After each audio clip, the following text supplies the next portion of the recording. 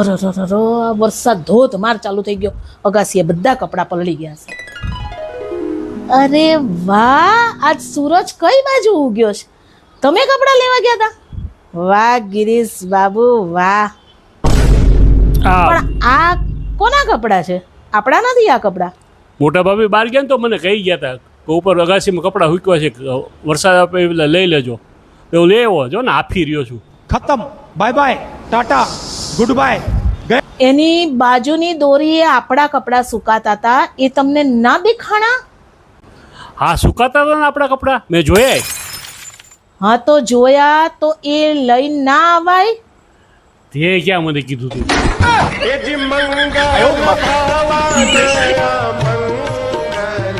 આ રેખા, તું રોજ મારી યાર માથાકૂટ કરે છે ને, મારું દિલ તૂટી જાય છો. એમ મારું દિલ તો તૂટીને અને ભૂક્કો ભરભર ભૂક્કો થઈને ઓલા ખૂણામાં પડ્યું. જો ઓલા ખૂણામાં.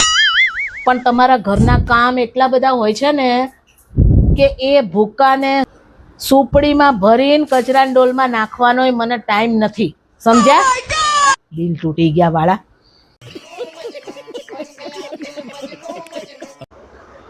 આજે શનિવાર છે. હા, આજે શનિવાર છે. આજે શનિવાર છે. સાચે જ આજે શનિવાર છે. ના હોય, શું વાત કરસ? આજે શનિવાર છે એટલે કાલે રવિવાર આવશે જરૂર.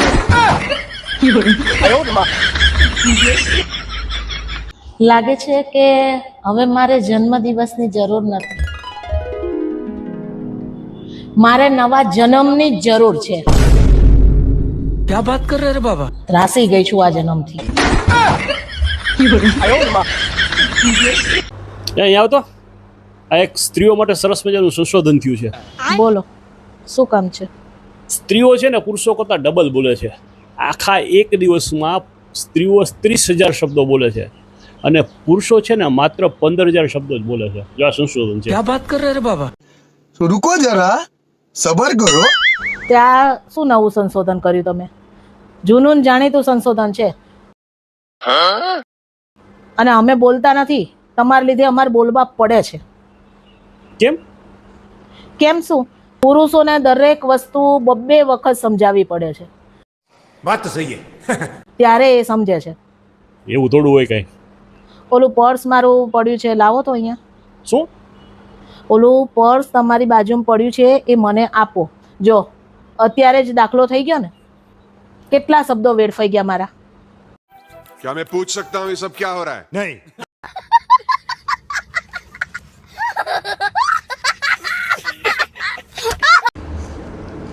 એક જ્યોતિષે મને કીધું હતું કે બેટા લગ્ન થશે ને એટલે તારા કિસ્મતના દરવાજા ખુલી જશે.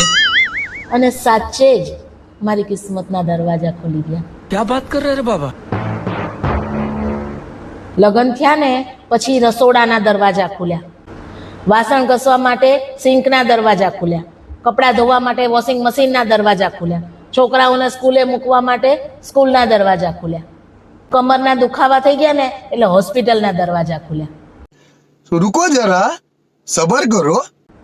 અને આ બધાય દરવાજા ખુલ્યા ને પછી છેક આ મગજના દરવાજા ખુલ્યા અને બુદ્ધિ આવી. અત્યારે ઓલા જ્યોતિષને ગોતું છું. તમને મળે ને તો મને કહેજો. मैं पूछ सकता हूँ ये सब क्या हो रहा है? नहीं.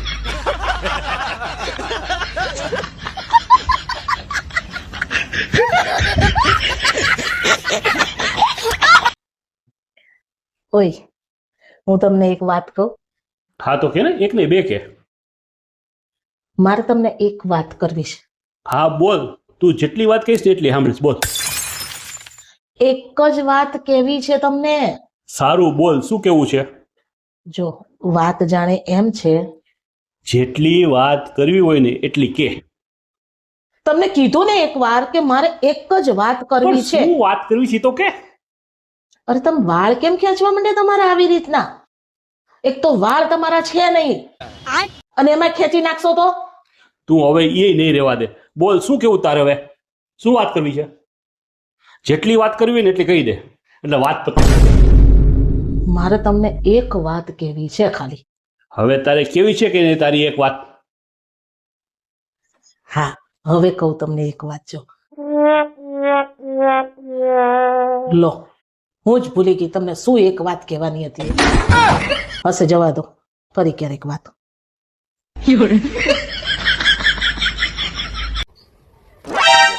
એ હાલો, બોલો, શું જમવાનું બનાવું? અને આ છોકરાઓ ક્યાં ગયા બધા?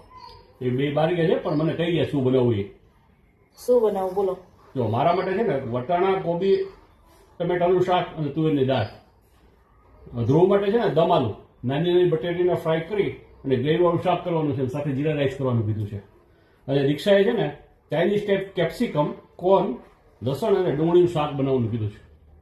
સરસ, ઓકે, ચાલો બનાવી દઉં. Okay, A few moments later. એ ચાલો બધાય જમવા. આટલું બધું ઝડપથી બની ગયું? તો આટલી બધી આઈટમ છે એટલી બધી ઝડપથી? ઓહો, હવે શું બનાવ્યું? જો કોબી, વટાણા, ટમેટા, બટેટા, ડુંગળી, કેપ્સિકમ, કોર્ન, લસણ, તુવેરની દાળ અને ચોખા, આ બધું નાખીને ધમધમાટ વઘારેલી ખીચડી. ખીચડો? તો ખીચડી જ બનાવવાની હોય ને. આ શું કઈ તાજ હોટલ સમજી બેઠા છો? આ ઘર છે. મંડ્યા તો ઓર્ડર આપવા તો. ખાઈ લો ખીચડી ખાવી હોય તો. क्या मैं पूछ सकता हूँ ये सब क्या हो रहा है? नहीं।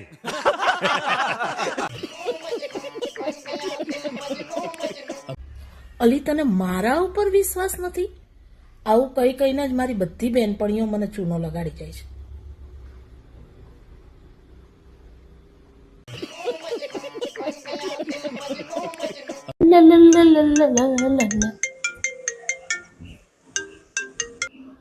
હેલો, જય શ્રી કૃષ્ણ.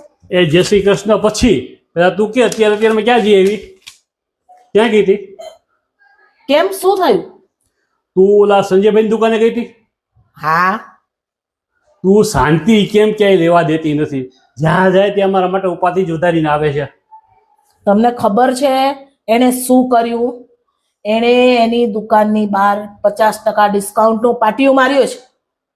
અને એણે પાટિયું માર્યું છે ને એના લીધે આપણી દુકાનના પાટિયા હલી જાય એમ છે. ભાન પડે છે? એને શેનું પાટિયું માર્યું છે? એણે લખ્યું છે કે ફ્લેટ 50% ડિસ્કાઉન્ટ. એ 50% ડિસ્કાઉન્ટમાં ફ્લેટ વેચશે તો આપણે બનાવ્યા છે એ બધા ફ્લેટ કોણ ખરીદશે? ભાન પડે છે તમને? કઈ ધંધો બગાડવાની વાત કરે છે. તું હવે બંધ થઈ જા, મારો બાટલો ફાટે છે. સંજયભાઈને તે આ શું કીધું આ બાબતે? મેં એને કહી દીધું, મેં કીધું પાટિયા બાટિયા બધા ઉતારી નાખજો હાંજ સુધીમાં, નહીતર બહુ મોટો ડખો થઈ જશે અને આપણા બધાના સંબંધ કટ થઈ જશે. તને ખબર છે એ શેનું ડિસ્કાઉન્ટ હતું? શેનું ડિસ્કાઉન્ટ હતું? એ એના ડ્રેસ મટીરિયલનું ડિસ્કાઉન્ટ હતું, ફ્લેટનું નહીં. હાય હાય, મને શી ખબર? મને તેમ કે ફ્લેટ 50% ડિસ્કાઉન્ટમાં વેચે છે. મને ખબર હોત કે 50% ડિસ્કાઉન્ટમાં ડ્રેસ મળે છે તો હું 10 ડ્રેસ ના લઈ આવત અહીંયાથી. હવે શાંતિ રાખે ને ફોન મૂક. આ ઠાકુર જ કરાવતી હોશ. નુકસાની ગયા તો.